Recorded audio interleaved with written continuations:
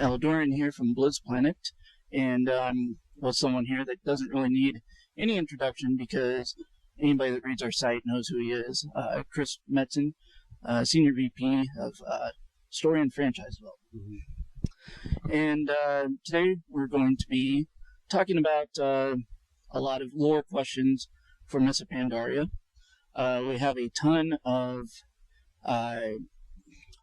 questions that we got from our community, and like every other lore interview that I do, I'm going to mispronounce every single one of these names. I guarantee it. Everyone down the hall does too, so it's fine. Yeah, and I mean, you can make a good drinking game out of it by just, taking a drink every time I mispronounce one of these. First question. Can we start that now? Yeah, sure. Right now. Drinking game right now. First question I have. You went over in the press event today about why pandas now? Why are we seeing panda expansion? And I was wondering if you could expand on that a little bit for everybody. Sure. I think after these last few expansion sets, they've been very intense. They've been big global conflicts, and the idea of building an expansion set which kind of notched it down a litle bit, which doesn't mean that it's less high octane. It doesn't mean that there's no adventure or combat or war. There certainly is.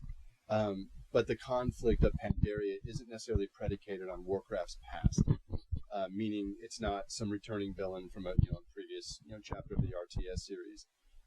It's really an isolated conflict within Pandaria itself that Alliance and Horde are responding to and reacting to, and in that way, it kind of frees the fiction up to just be its own thing, to be kind of fresh and kind of like a bucket load of new ideas and new hooks that show the Alliance and Horde in a different light. Being that it's not about the Lich King, it's not about Illidan or Deathwing. That kind of frees it up to take a different shape. But ultimately, what's really interesting about it is the pandas serve to kind of almost be a reflection of us. We bring the conflict to this otherwise serene place. And the Pandaren, who don't get super hot or super cold in terms of emotionality, in terms of anger or despair, they're pretty even keel people.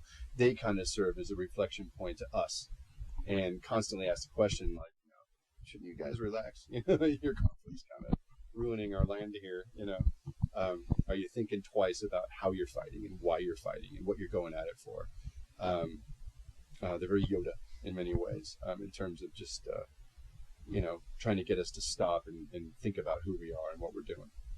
Yeah, you say very Yoda-like. The Shadow Pan, do they seem a little Yoda-like, possible? I know you guys were talking about them being kind of really mindful of their feelings, or right. More of not letting the. Are you going? You're trying to ask me, do I think they're super Jedi? Without well, not particularly, right. But yeah, Yoda-like. Yoda-like. I think so. I think you can say that of Pandaren in general, right? I think they're a fun, mirthful race, but I think there's a deep-seated spirituality to them, a deep-seated sense of balance, within themselves, within their hearts, with the way they mesh with their environment, with the way that they, mesh with the other, demi-human races of their land. It's kind of interesting, though. They have been sealed off from the world for a very long time. And the arrival of Alliance and Horde is going to kind of force them to take another look also at themselves and, how cordoned off they've been. I guess it's easy to be real serene when there isn't any conflict in your land. So it's another interesting theme, and it's one that is embodied by the Shadowpan monks, who do have to keep it more real than others, right? Like it's life and death for them. If they get pissed off, the thing they're containing might, bleed out of the ground and eat somebody, so in a lot of ways, it behooves them to kind of find a very solid center, and not be as emotionally reactive as embodied in the Alliance. Right, so their emotions more of, if they don't keep it in check, something really bad is going to come out and do something to the world. Such right. People, right. So one of the questions that we had is, what are some of the major storylines with the major characters that we can expect in this? Sure. Well, on the Alliance side, I think we talked about this a bit at BlizzCon, but we definitely have a major quest line going forward called the Trials of the High King, where Varian is going to be put through the ringer and respond to a series of needs that various Alliance races are having. As the war escalates between Red and Blue, Varian's going to have to respond to a lot of crises and really find a way to respond to them that's different from how he's been responding the last couple of years. And we built the character to have a lot of angst initially, right? And he's got a lot of issues. He's got a lot of anger, supernatural or otherwise. It was something we built into Varian early, knowing that he would work these things out over an arc of storylines and really become a very great king that all the Alliance races can really look up to and want to be, invested in. So with Pandaria, finally, he's getting that chance to shine. He's getting that chance to really stand up and show the world what kind of leader he is, both for his, combat prowess and his wisdom, and ultimately, we hope, his mercy. So Varian's definitely got some cool things going on. Chen Stormstout has some cool character arc stuff. This is a character that's wandered all his life, which is very different for most Pandaren, right? They have been sealed off literally forever. And those who have been on the Wandering Isle and out in the world are also a little, I wouldn't say xenophobic, but they're definitely more inside people, right? And they don't want to engage a lot with the world. And Shen's been this guy that's been rocking and rolling across the globe, and having found literally this mythical homeland that he never thought he'd see again. He's definitely finding a new gear for family and home, and what home means, and what it means to fight for home. And his internal issue is really echoed, quite a bit through the Alliance and Horde as things ratchet up. What are we fighting for? How are we fighting for it? Obviously, Garrosh is going to have some interesting things to deal with over the arc of the expansion set. I guess it won't kill anybody to suggest that he's not going to handle things all that well.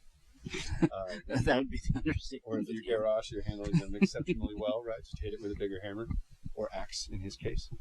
So he's definitely got some really interesting stuff going on. But there's a number of characters that we're bringing foreground. I won't talk too much about it at this point because it'll just blow a lot of fiction, but or be too spoilery. But there's a number of characters, especially in this expansion set. Vol'jin's going to get a chance to shine. He's just another character I think we've all just loved for years and years, and we haven't really had an opportunity to kind of bring him foreground, given the thematic kits of each of these expansions. But for whatever reason, this time around, he'll really get a chance to shine and do some really great stuff with the Horde. Off the top of my head, those are the ones that stand out most. Well, one of the questions that we had in the forums is that he had brought up that there hasn't been a lot of story progression for the Draenei and the Blood Elves since Burning Crusade, and if there's any plans at all for them in the new expansion. There are, I'll tell you for nothing, that there's killer plans for Draenei and Blood Elves, but they're a little bit more longer term than this expansion set.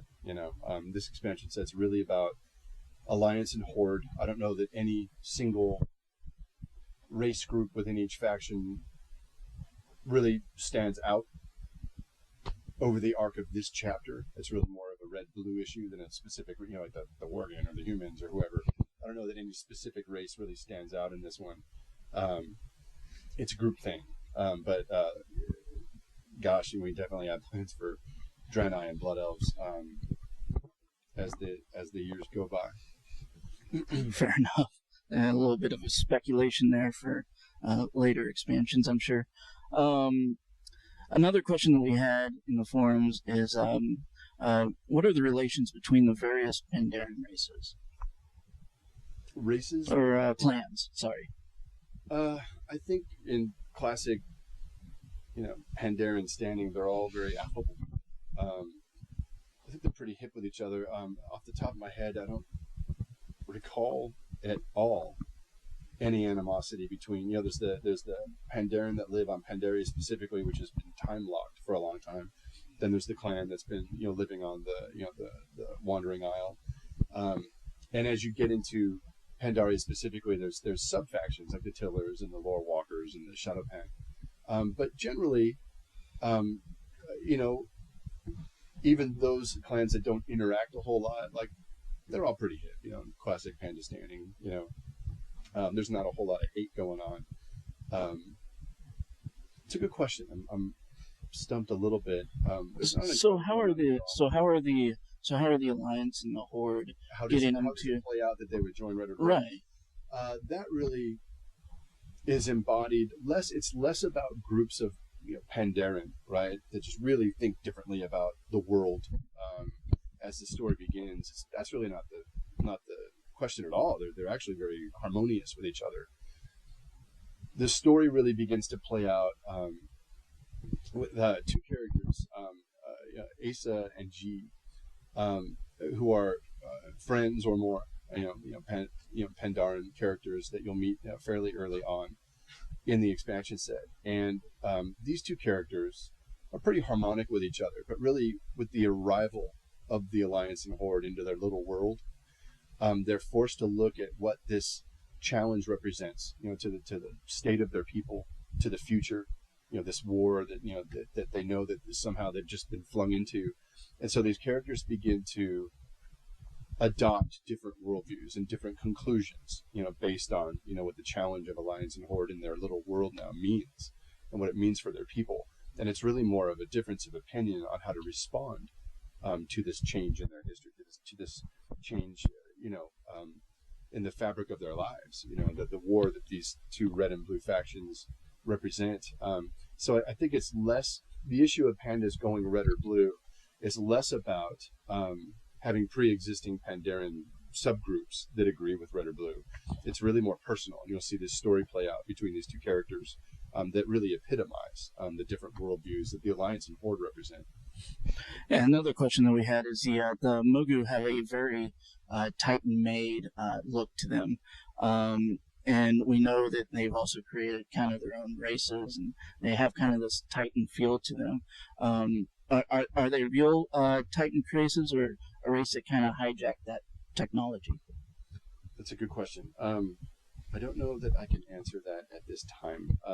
That's something we've talked a lot about, but that discussion is still ongoing. Yeah, I won't say too much about it. What are some of the relations and history of Pandaria, and how do the Pandaren view the Jinyu, and how do the Hozu view the Jinyu?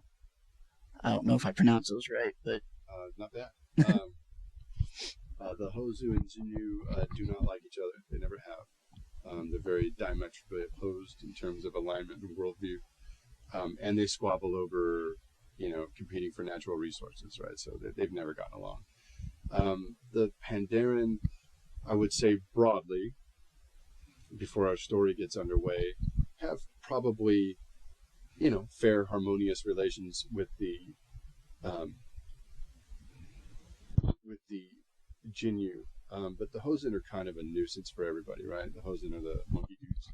mm-hmm. They're kind of just thieves and scoundrels.